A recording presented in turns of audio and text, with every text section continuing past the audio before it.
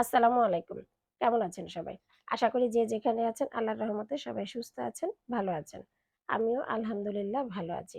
আজ যে ৩ টা রান্নার রেসিপি শেয়ার করব, ১ম টা হচ্ছে লাউ দিয়ে চিংড়ি মাছ। তাই ১ম এ চিংড়ি মাছটা ভেজে আমি তুলে রেখে ওই তেলের মধ্যেই একটু পেঁয়াজ বাটা এবং রসুন বাটা ভালো করে ভেজে নিয়ে অল্প পরিমাণ পানি দিয়ে গুঁড়া মসলা কষিয়ে নিয়েছি।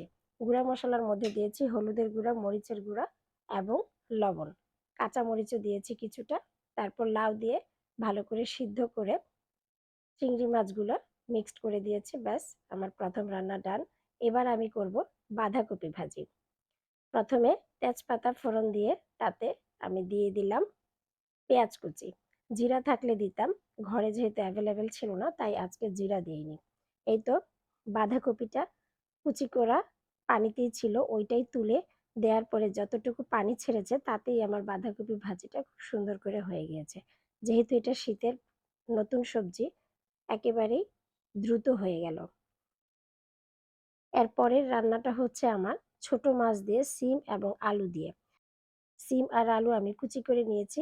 এতে দিয়ে দিচ্ছি পেঁয়াজ কুচি এবং হলুদের গুঁড়া, মরিচের গুঁড়া, লবণ। এই তো আমি এগুলো খুব ভালো করে মাখিয়ে নিয়ে রসুন পেস্ট দিলাম এবং ছোট মাছগুলো দিয়ে তেল দিয়ে সামান্য পরিমাণ পানি দিয়ে আমি এটা সিদ্ধ করে পরে ভালো করে ভাজা ভাজা করে নামিয়ে নিব। আমার পেজের ভিডিও